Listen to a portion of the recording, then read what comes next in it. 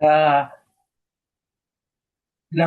bueno, nosotros aún, sí, como siempre, tenemos el Ministerio de la Casa Central USA en Pastor y me estoy metiendo a Chile. A todo esto en Estados Unidos, en este instante, la iglesia del Pastor Ronald, que tiene una capacidad, el lugar que tenemos como 200 personas, están teniendo que hacer tres cultos al día para poder atender a toda la gente, que son más de 400 que no caen en un solo culto. Así que lo están haciendo en la mañana muy temprano, al mediodía y en la tarde. En la tarde. Entonces, entonces eso es. Nosotros estamos contentos por eso. Bueno, vamos entonces a hablar y ya tuvimos nuestro tiempo de compartir. Doy gracias a Dios, este testimonio de nuestra hermana Yané y de nuestra hermana Victoria, por lo que están viviendo y vamos adelante entonces entonces, ¿y por qué fijamos esta situación de hablar sobre el gozo del Señor, que es mi fortaleza? Porque hay mucha, digamos, necesidad entre el pueblo de Dios. Y muchos se sienten desfallecer, muchos se sienten que las situaciones son agobiantes y adversas y problemas de índole múltiple, que parte por lo familiar, por lo económico, por lo social, por lo laboral, eh, y de esas situaciones que hace que el alma de las personas esté agobiada y esté solamente aterrizada en este mundo y no pueden ver más allá. Entonces vamos a hablar, este es un tema que el año pasado también lo vimos, pero creo que lo actualicé, de hecho hay varias cosas que son diferentes y nuevas. Y bien, entonces vamos a hacer algunas cositas básicas. Vamos a leer Nehemías 8:10. Bueno, Nehemías, para ir al contexto, Nehemías está él en la reconstrucción de Jerusalén, en lo que es el templo, el muro, y en un momento dado se encuentran las escrituras escondidas, guardadas, y las leen, y la gente entra en un estado de estupor, quedan muy afectados al darse cuenta que no cumplían con la escritura. Entonces vamos a leer lo que dice, y después de eso dice, luego les dijo, id, comed grosura y bebed vino dulce, y enviad porciones a los que no tienen nada, o sea, preparados. Es una fiesta que se hizo después de escuchar la palabra de Dios, porque el día santo es a nuestro Señor. No os entristezcáis, que la idea era de afligir, desmayar, más que tristeza, estaban afligidos, estaban desmayando, porque el gozo del Señor es vuestra fortaleza. O sea, y dice el gozo del Señor, no es cualquier gozo, es el gozo del Señor. Y la palabra gozo, gozo mismo, no es una palabra muy usada en el lenguaje humano. Se usa la palabra alegría, que no es lo mismo. Pero vamos a ir entrando a la cosa, porque gozo, según el diccionario, es placer, alegría, emoción, por lo que es favorable o apetecible. Fíjese que Lucas 1:14 dice, y tendrás gozo y alegría, y muchos se regresarán de su nacimiento, refiriendo a Jesús. Pero fíjese lo que hace aquí el texto, dice gozo y alegría. La palabra ahí no es igual, es sumativa en el sistema de la lógica. Por lo tanto, gozo y alegría aquí en este texto son diferentes. ¿Ve? Y tendrás gozo y alegría. Bueno, fuerza la capacidad para poner una cosa que tenga peso o haga resistencia, que a causa capaz de modificar el estado de reposo o de movimiento de su cuerpo. Vigor, robustez, vitalidad, intensidad, poder, autoridad. Entonces, vigor, robustez. Y la gente pierde esa fuerza interior. Hay verdad escrita en la Biblia que muchas veces no alcanzamos a visualizar la magnitud y alcance de que tiene. O sea, y no nos damos cuenta. Por eso nosotros necesitamos estudiar la Biblia, porque muchas cosas que podrían ser aplicadas en nuestra vida no se aplican por ignorancia, porque ignoramos la amplitud de las promesas de Dios, porque ignoramos cómo opera la palabra de Dios. Las cosas de Dios operan conforme a su palabra. Las cosas de Dios operan conforme a su palabra. Si yo quiero que algo opere en mi vida, debo conocer la forma en que Dios la establece cómo debo operar. Hay personas que creen que por el hecho de ser creyente o cristiano o haber aceptado a Jesús, automáticamente se van a dar las cosas en su vida, cosa que no es así. Cuando usted acepta a Jesús, tiene algo puntual, que es la salvación, o su nombre queda inscrito en el libro de la vida, pero no significa que las promesas de Dios van a caer del cielo porque usted es creyente. No, todas las promesas tienen condiciones. Ya sea creyente o no creyente, usted tiene que cumplirlas para que se cumplan en su vida. Más aún, la mayoría de las promesas no están limitadas a ser un hijo de Dios o a la salvación o que usted haya aceptado a Cristo. La mayoría de las promesas tienen una condición para que el que las cumple. Y algunas veces hay no creyentes, o sea, personas que no han aceptado a Jesús, más que no creyentes, pero que creen en la palabra de Dios, pero no han aceptado a Jesús. Y viven conforme a las promesas de Dios. Mira, hay muchos empresarios en Estados Unidos que tenían familias cristianas, que son de familias cristianas. Sus padres eran cristianos, pero ellos nunca asumieron su fe en el Señor. Ellos siempre estuvieron como expectantes de lejos. Entonces estas personas conocían ciertas normas. Hay muchos de estos gerentes que diezman su diezmo porque creen que se van a venir a aventar los cielos sobre ellos. Y, y, y eso puede ocurrir, dice bueno que no son creyentes, pero es que la condición no está puesta para los creyentes. Igual que hay muchas personas en la vida que son personas que honran a su padre y a su madre y les va bien, pero no necesariamente son personas que han estado a Cristo. Bueno, eh, dice, son poderosas las puertas de Dios para suplir nuestras necesidades o enfrentar los desafíos, como también son la llave que nos abre la puerta para salir del estancamiento y retomar el camino de crecimiento personal en Cristo Jesús. Obviamente conocer la verdad que nos llevará a la libertad. O sea, hay verdades, algunas de estas verdades son poderosas respuestas de Dios. ¿Para qué? Por ejemplo, para suplir nuestras necesidades, o enfrentar los desafíos, o enfrentar como también son las llaves que nos abre la puerta para salir del estancamiento y tomar el camino del crecimiento personal en Cristo Jesús, o sencillamente conocer la verdad que nos llevará a la libertad. Y son verdades que están en la Biblia, ¿verdad?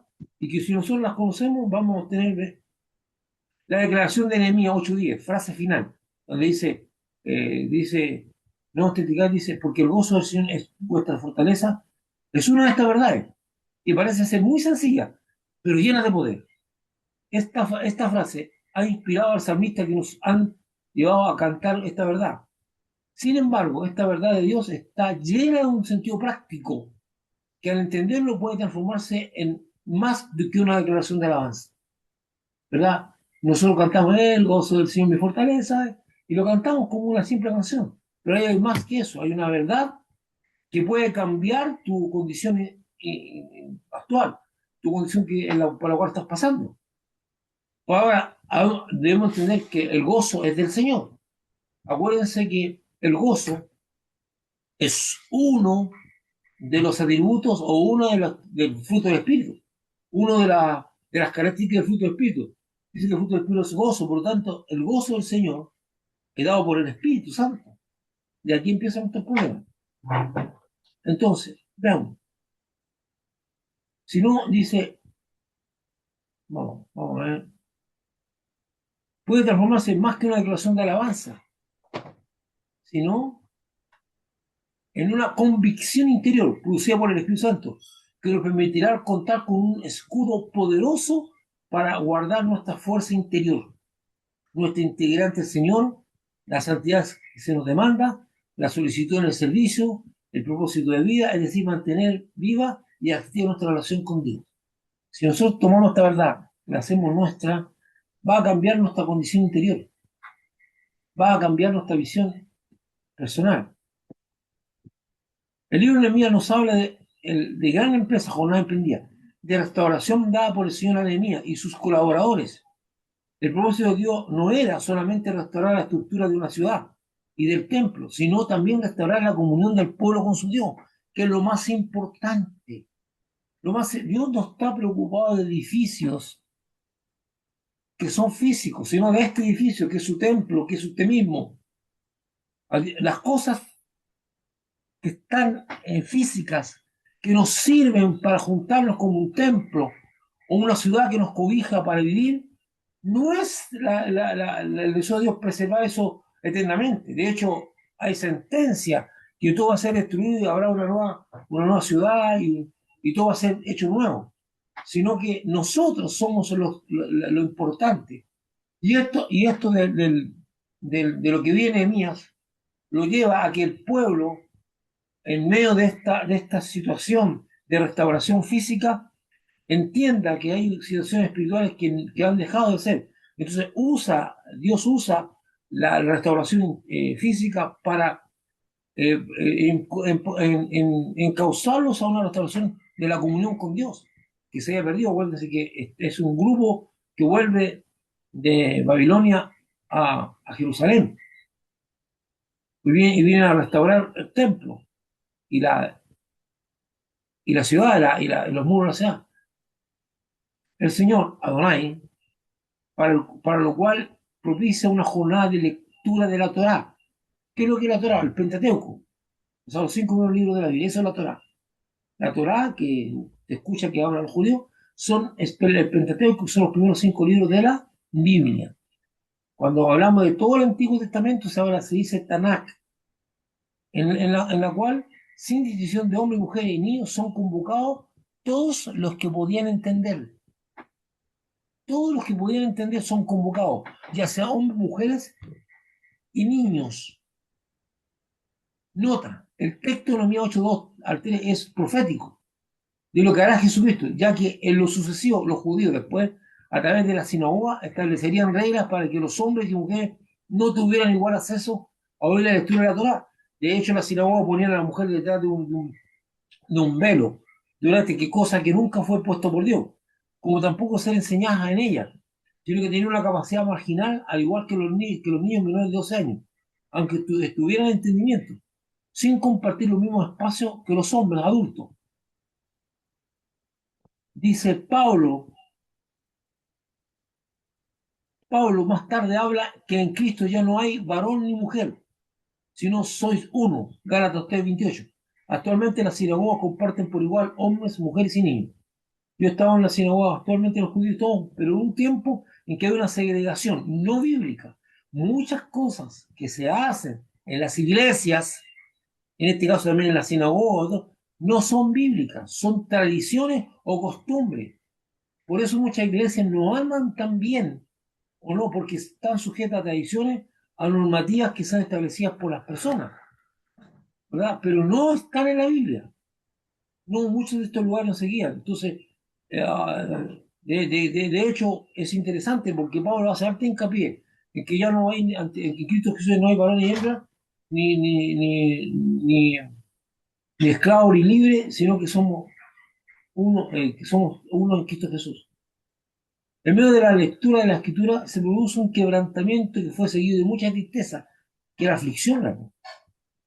Debemos recordar que el quebrantamiento no es una manifestación de un estado emocional, ni un sentimiento, sino el derrumbe total de nuestra posición frente a Dios, que da paso a que el alfarero o constructor pueda rehacer la figura o edificio de la forma que él quiere.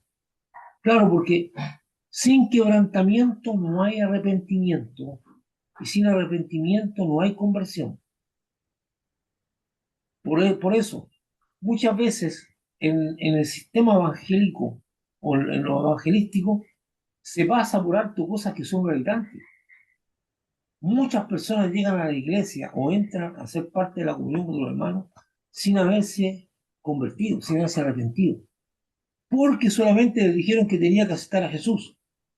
Pero sin quebrantamiento no hay arrepentimiento. Una persona no se arrepiente si no siente el peso de su culpa. ¿Me escucha? Si no siente el peso de ser pecador. Hay personas que creen que no son pecadores. Si tú crees que eres bueno, no, porque Jesús le dijo a los fariseos, yo no voy a buscar a justos, sino a pecadores al arrepentimiento. Entonces, algunas veces, en ese afán de que la gente se salga, los meten forzados, o entre comillas forzados, como que tienen la condición, como que tú tienes la condición de decirle solamente te basta con recibir a Cristo en tu corazón y ya estamos listos, cosa que es mentira. Porque toda persona que llega a Jesús tiene que pasar por el arrepentimiento de su pecado. Por el arrepentimiento. Si no se arrepiente, no tiene sentido. Porque dice Pablo que él dice que él predicaba el arrepentimiento para con Dios y la fe en Jesucristo. Arrepentimiento para con Dios y la fe en Jesucristo. O sea, primero el arrepentimiento y después la fe. Sin arrepentimiento no hay conversión. Sin quebrantamiento, sin que la persona sienta el peso de su culpa, no hay. Por eso yo te recomiendo que no andes vendiendo el evangelio tan fácilmente. Es cierto, la gente tiene que arrepentirse, pero eso es algo que nosotros no queremos tocar porque obligamos a las personas a tener que tomar una decisión y no queremos que las personas se conflictúen o no se quieren, no quieren. No, hermano. Las personas tienen que arrepentirse de sus pecados. Sin arrepentimiento no hay conversión. Y por eso, cuando estas personas, a raíz de la lectura de la palabra, son quebrantadas y ven su pecado y se afligen, que es lo que debiera producir en todos nosotros, el darnos cuenta de que somos pecadores de la aflicción. Se afligen, entran en un estado de gran angustia. Pero cuando hay arrepentimiento, el Señor viene e imparte su gozo. La mayoría de las personas que se convierten al Señor dice que sienten una paz y un gozo que no tiene. Están con problemas, pero igual sienten eso. Sin embargo, los levitas están tratando de que el pueblo no se entristezca o deprima, porque perderán la fuerza interior, ya que esta lectura debe llevarlos a un encuentro con Dios y a la manifestación del gozo del Señor a restablecer la comunión con Él. Cuando una persona se convierte y recibe al Señor y se restablece la comunión con Dios, usted debe acordarse cuando le pasó a usted, me pasó a mí, el gozo del Señor lo inunda. Siente una paz y una alegría. Lo que hemos llevado a gente a conocer a Cristo como hermano Líos y muchos de ustedes tal vez, en la Olga y no sé qué más de aquí, hay la historia, la mina, todos los que están aquí, ha llevado alguna vez a una persona a recibir a Cristo y esta persona se arrepiente de sus pecados y acepta al Señor. Y inunda un gozo que él mismo lo tiene. Se siente tan lleno, tan en paz, porque el gozo del Señor es su fortaleza. Puede que esté pasando momentos terribles, pero al entregar su vida a Cristo ya no lo ve, ve las cosas diferentes, lo que lo llevará a una visión renovada, viva, optimista de su futuro. Salmo 51 dice, hazme oír gozo y alegría y se recrearán los huesos que has abatido. El salmista, a raíz de su pecado de adulterio y de asesinato, porque el pecado mayor fue el asesinato, el adulterio también fue algo fuerte, pero el asesinato que llevó de David a Urías. Entonces, su comunión con Dios se vio quebrantada y entró en un estado depresivo y de apagamiento, estaba apagado. Entonces dice, aquí también dice, hazme oír gozo y alegría. O sea, dos cosas necesito, que tú restaures mi condición interior en el gozo y me des la alegría de mis emociones. Dice, y se rellenarán los huesos que has abatido. O sea, su condición era tal. Porque eso produce el pecado, hermano. El pecado trabaja silenciosamente como un virus que va destruyendo la vida del creyente. Cuando el creyente no se arrepiente, no se confiesa su pecado ante Dios y se arrepiente y decide cambiar, el pecado lo va consumiendo. Hermano, escuche esto.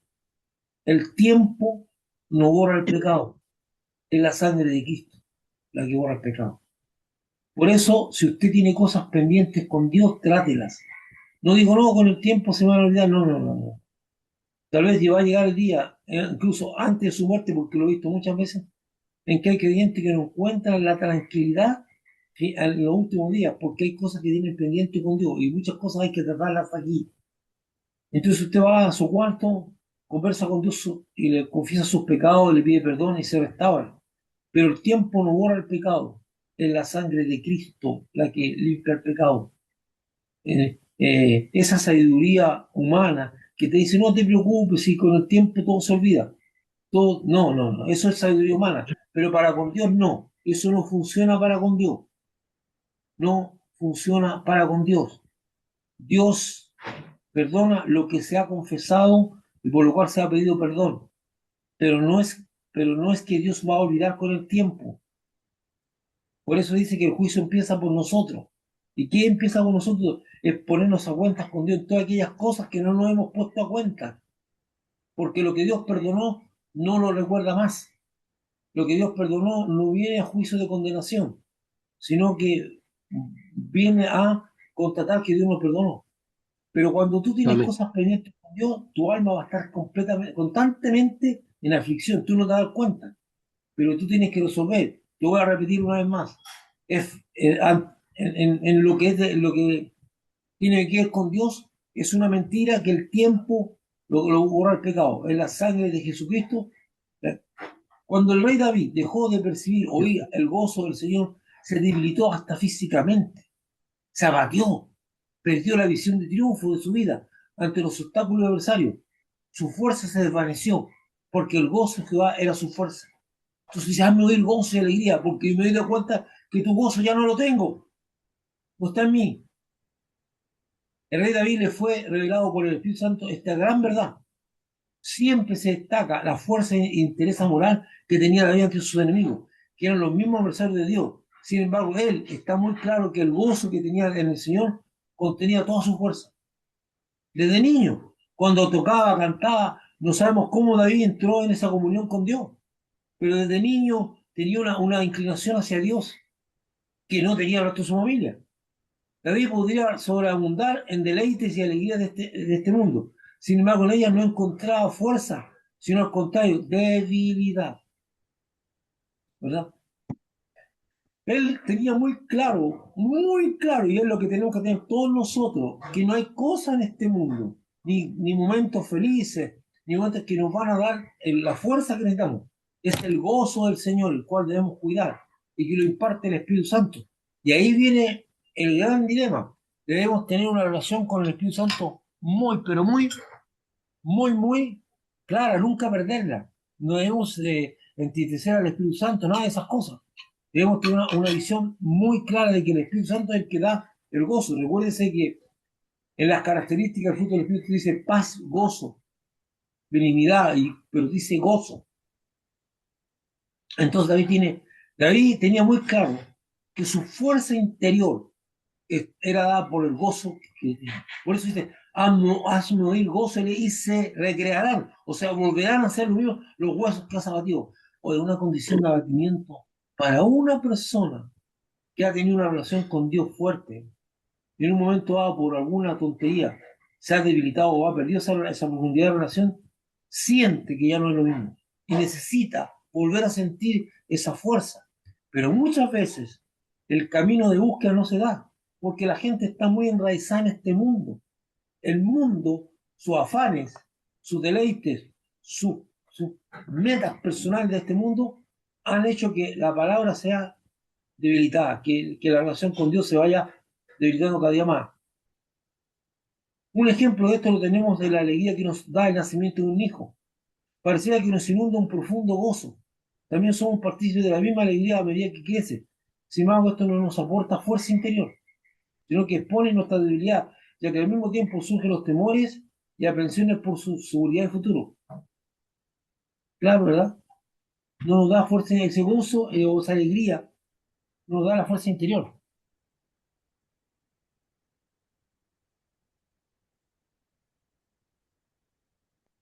Necesitamos entender que el gozo, que es el gozo del Señor, bueno decir, el gozo del Señor, que es uno de los elementos en los cuales se sustenta el reino. El diccionario puede definir la palabra gozo, sin embargo, no puede definir en términos de este mundo lo que es el espíritu, lo que es del espíritu. O sea, usted va a encontrar en el diccionario de la Real Academia Española una definición de gozo, pero esa definición no tiene nada que ver con el gozo de la Biblia. No existen, escúcheme esto de lo que Amén. voy a decir, no existen palabras que puedan definir el gozo del Señor, porque es una condición interior que es inexplicable, que no se puede definir, que tú no le puedes explicar a una persona lo que te inunda, esa paz, esa estabilidad, esa confianza. Estoy dando algunas características que te inundan y que no es que tú te propusiste mentalmente tenerlas, sino que salen de ti. Por eso, eh, voy a hacer un pequeño paréntesis. Mucha gente me pregunta, yo, pastor, no creo que yo no sé si tendré la fuerza para resistir la persecución o que me vayan a matar o aquí acá. Entonces ellos empiezan a tratar de este tema humanamente. como si por capacidad humana tú vas a poder ser fiel a Dios. Es que ser fiel a Dios no tiene que ver con capacidad humana, tiene que ver con la administración del poder de Dios. Y dice el Señor que nunca nos vaya a dejar solos. Tiene que ver con lo que nos suministra el Señor. Entonces, cuando la gente mira hacia los hermanos de la primitiva iglesia, que eran lanzados los leones, quemados con antorcha y todo eso, en ese instante venía la suministración del Espíritu Santo tal que le inundaba un gozo que no le permitía sentir ni ver lo que le estaba rodeando, porque Dios suministraba ese gozo, esa condición interior que lo llevaba, que era el mundo espiritual, que era el mundo del reino, porque el reino de los cielos consiste en justicia, paz y gozo en el Espíritu.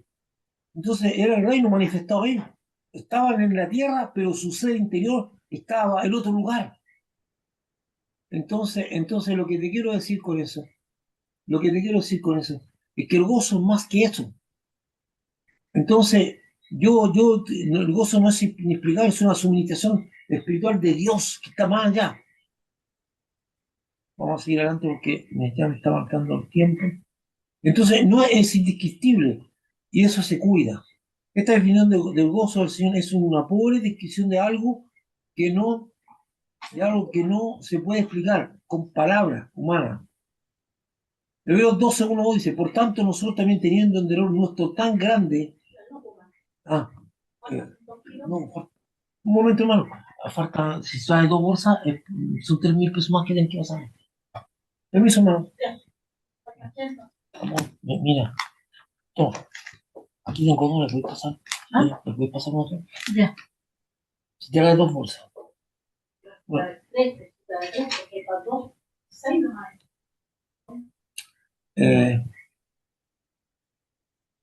Hermano, me da un tiempo, por favor, que me pasó algo aquí. Bueno, dice, un minuto, por favor.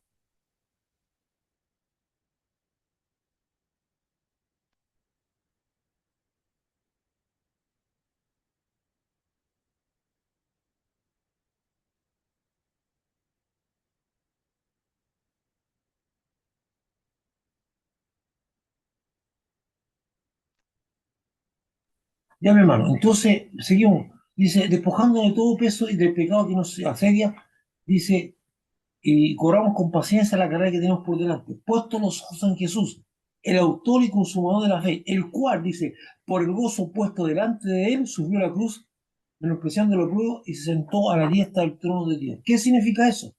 Que la única manera de que Jesús pudiera soportar el peso de la cruz, el sufrimiento que tenía, que era terrible, porque fue torturado, golpeado, menospreciado, clavado, que ningún ser humano puede aguantar eso, era porque dice que el gozo puesto delante de él, o sea, ese gozo que suministró el Espíritu Santo lo inundó y no le permitió ver la condición, como lo hizo con los hermanos de la primitiva iglesia, que a pesar de ser atacados y comidos por los leones, y estaba en una condición muy fuerte, no podían ver su condición y pudieron soportar todo eso. Vamos a ver un poquito más. Mire, dice, la manifestación del gozo en el mismo Jesucristo, hombre, lo hizo ver el triunfo por solas circunstancias que lo mostraron humillado y derrotado por el diablo a través del hombre. El gozo de Dios fue su fortaleza. En Cristo podemos ver claramente que frente a una obra que sobrepasa totalmente las capacidades humanas, Dios ha provisto recursos espirituales que sobrepasan una noción escritural del mismo, porque es un misterio de Dios que Él lo imparte por el Espíritu. No podemos entender el gozo, no se puede explicar. Si usted me dice, dame una definición, yo te puedo dar una definición, pero la condición de gozo no se puede explicar, es inexplicable. Hebreos 10:34 dice, porque de los presos también os acordaste, y el despojo de vuestros bienes sufristeis con gozo, sabiendo que tenéis en vosotros una mejor y perdurable herencia en los cielos, y subisteis con gozo, porque gozo le dio la fuerza. Cuando una persona llega a acercarse al Señor Jesús bajo una nube de problemas que para ella son irresolubles, con una carga enorme por la vida, más la angustia o la depresión, al momento de cruzarse con el Señor y aceptarlo como su Señor y Salvador, después de arrepentido, ¿qué es lo que pasa? El gozo no lo deja ver su condición. Dios trae sobre la vida de esa persona el gozo del Señor, ministrado a través del Espíritu Santo. La persona cambia su visión de sí mismo y de las circunstancias y se siente vencedora, aunque las cosas no han cambiado y ella misma declara estar gozosa. Dice, no, no sé lo que me pasa, estoy con los mismos problemas que tenía, pero tengo una base, una consciente, una confianza que no sé qué, que no tenía, porque el gozo del Señor es su fortaleza, y eso la va a llevar a superar y a ver cómo los milagros de Dios empiezan a pasar en su vida. El gozo es nuestra fuerza. Cuando a raíz de las circunstancias y sucesos que nos acontecen en nuestra vida, el gozo del Señor es desplazado por la tristeza, desánimo, entonces nos debilitamos y nos hacemos más vulnerables a la tentación, a los errores y somos agobiados por aquello que antes vencimos. Nos volvemos improductivos y un manto de pesimismo nos envuelve cuando el gozo no está. Esa es la realidad. Quizá alguno de ustedes está viendo una de estas cosas. Por eso el apóstol Pablo ordena, volveos a gozar, regocijados en el Señor, siempre, otra vez os digo, regocijados. Filipenses 4:4. Si Pablo exhorta a volver a gozarse, esto quiere decir que el querer ser impartido por este gozo es una decisión que depende de nosotros, donde se decida renunciar a la tristeza, reenfocarnos en el Señor, reenfocarnos, orar para que seamos llenos de gozo y darle cabida al Espíritu Santo para que ministre nuestro gozo. Darle cabida al Espíritu Santo. El Espíritu Santo tiene que tener cabida en nuestra vida, tiene que ser una persona importante. Bueno, yo quiero, hay una parte aquí, quiero ver el gozo. Mira, aquí está, el gozo del Señor. El gozo del Señor es la impartición que Cristo hace. Estoy tratando de definir algo que es indefinible. El gozo del Señor es la impartición que Jesucristo hace a través del Espíritu Santo, que se manifiesta en una fuerza y paz interior sobrenatural. Sobrenatural. Como también un estado anímico favorable que se pone por sobre cualquier circunstancia adversa y de sufrimiento, de manera que no la puede ver ni sentir, que es lo que le pasó a los hermanos de la primitiva iglesia cuando eran lanzados los leones, cuando no podían sentir ni ver. Entonces no pueden entender. De hecho, se cuenta por ahí que una vez muerto, Nerón pasó a ver los cuerpos y veía que estaban con una sonrisa. Y decía, ¿cómo pueden reír? ¿Cómo pueden? Pero no era una sonrisa de alegría, sino una sonrisa de ver. Dice, el gozo del Señor nos hace más que vencedores. Esto es una definición muy vaga, porque el gozo del Señor no se puede definir, hermano. Es una condición espiritual del reino. Es una condición que imparte. Impartición significa que Dios le pone a usted. Se la da a través del Espíritu Santo. Y usted tiene que tener una buena relación. La única, con esto termino, la única manera de que usted sea impartido en el gozo del Señor es que mantenga una relación ferviente con Dios. Y sobre todo con el Espíritu Santo, porque es su ministra. Usted debe entender que no va a encontrar fuerza ni en la oración es para otra cosa, ni en la lectura de la palabra. La lectura de la palabra es para fortalecer otra. En la Biblia, cada cosa tiene una llave. La oración es una llave para abrir puertas para que Dios actúe. La palabra de Dios es para fortalecer mis convicciones, para mantenerme en la verdad de Dios. Y el gozo es que me da la fuerza. Entonces, no es que si tengo la palabra necesito más, no. Es que si estoy soy una oración, no. No, todas las tres cosas son importantes tenerlas. Pero el gozo del Señor es su fuerza. Si usted pierde el gozo, pierde su fuerza. Y el gozo lo parte el Señor. Bueno, mi querido hermano, procure por ese gozo, que es una impartición sobre todo. No tengo palabras, solamente le puedo decir que el gozo del Señor es su fuerza, es su fortaleza, es lo que le da a usted la fuerza para poder mantenerse firme y pueda superar muchas cosas.